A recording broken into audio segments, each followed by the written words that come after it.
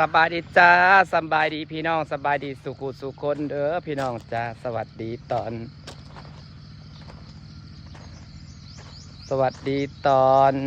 เช้านะจ้าโอ้ยอะไรก็บอกอยากได้หญ้าไปให้งัวบ่หญ้าคือมางามแท้พูดว่าหญ้างามสบายดีตอนเช้าเด้อจ้าพี่น้องจ้าที่บ้านสวนเฮาจ้ามื้อนี้ก็สิปลูกดอกกระเจียวปลูกดอกกระเจียวโอ้ยหญ้าสำกระดอกกระเดียใช่ปะหญ้านางงามแท่งงามว่า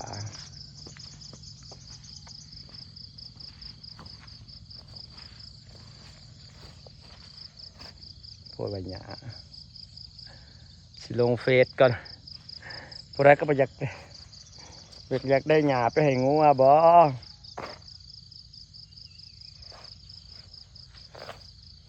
หญ้านวลน้อยตามธรรมชาติเฮามันกะลาอยู่เด้เนี่ยมันหักเกิดบ่หลาย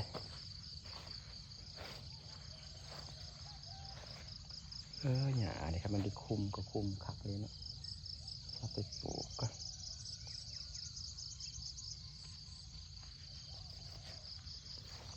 ทุ่งดอกกระเจียว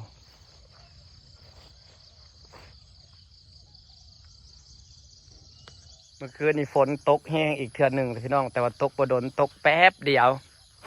ข่อยก็เลยได้ตื่นขึ้นมาตากฝนขุดที่ระบายน้ำมันไม่ที่ระบายน้ำแล้วน้ำถ่วมคลองใส่ไก่หลังจากเขาตัดแล้วก็งามเลยพี่น้องงามได้ค่ะนะฮะตัดแล้วต้นไทรเกาหลีฮะนะพี่ฮอดพี่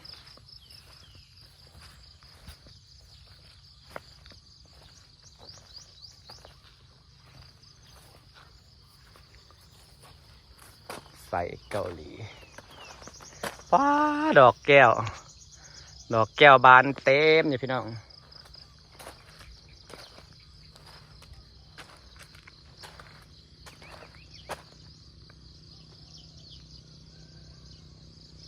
สงสัยตอนเย็นต้องได้มาทางหญ้าไทเปออกซ่าแท้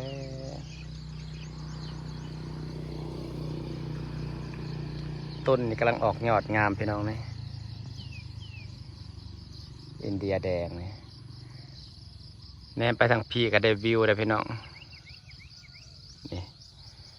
เหลือแต่กองทรายได้วิวงามอยู่เด้หญ้ามันเขียวเลยเขียวคักเลยติดไปแล้วติดแต่ทั้งพี่อ่ะทางลุ่มแต่ทั้งเทิงอยากเหลืองเลยจังหน่อยสิเหตุทางเดิน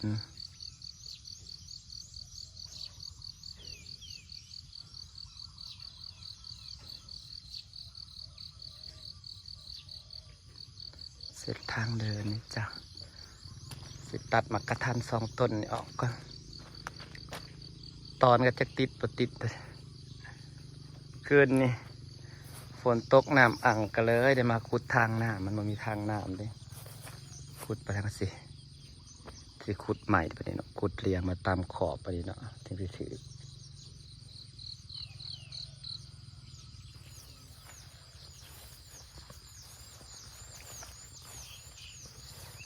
เนาะ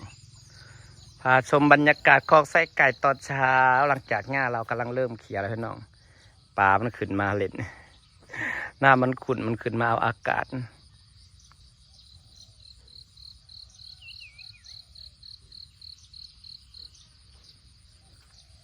หญ้าทั้งพี่นะเขียวหมดแล้วติดหมดแล้ว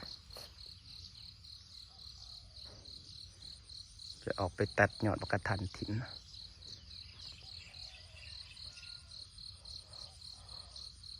ตอนบนติดกระเซาเลี้ยวใหม่แล้วมาปลูกว่าต้นอีกอย่างเดียวมาปลูกต้นมะกระทันบาทตอนบนติดแล้วก็ตัดถิ่นเบิดซะ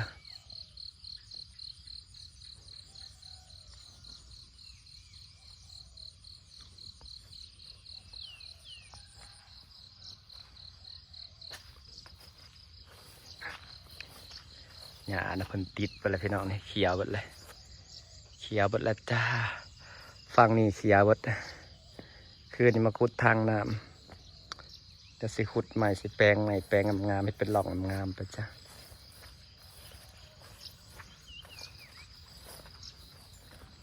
เอาหญ้าอันมาปลูก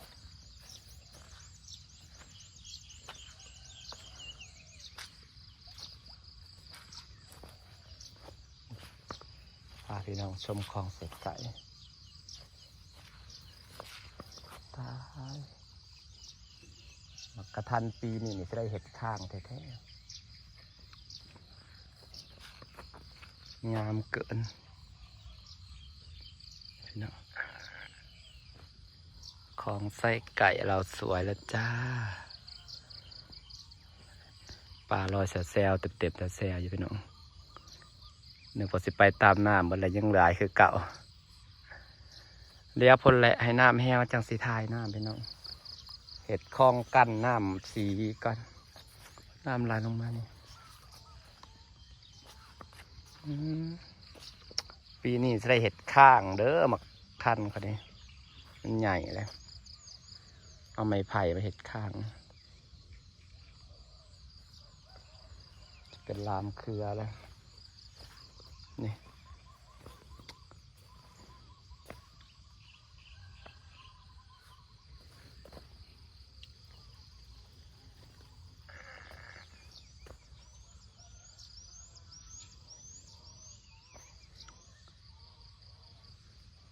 ใส่กะหรี่กับเขียวขึ้นเต็มแล้วคลองกับเขียวแล้วพี่น้องงามปะบรรยากาศพาพี่น้องชมบรรยากาศยามเช้าก่อนสิลงมือเห็ดเวียกก่อนพี่น้องจ้าวันนี้เราจะปลูกดอกกระเจียวนี่ปลูกตามนี้ได้ขุด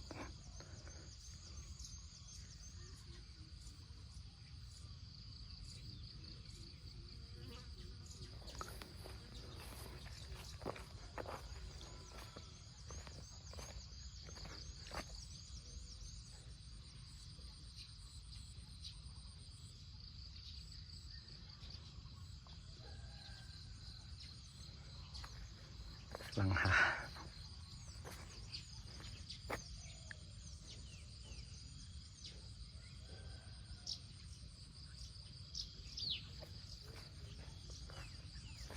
เราจะออกความคิดว่าจะทำยังไง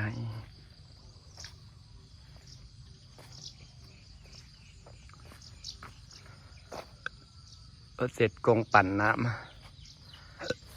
นั่นไง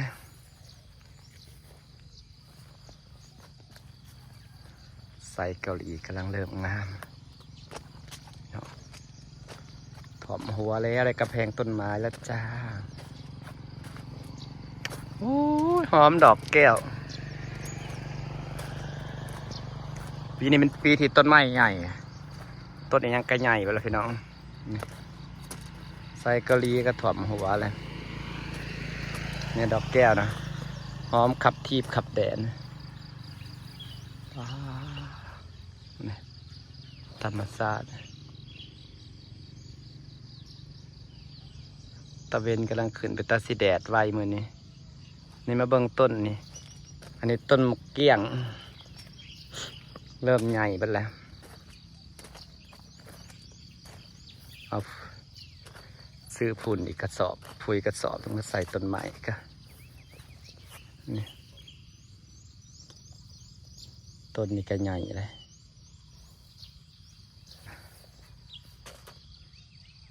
สิฝากบรรยากาศไว้ซ้ำนี้เดี๋ยวจ้าพี่น้องจ้าไปหาเห็ดเปียกก่อนจ้าสบายดีเด้อ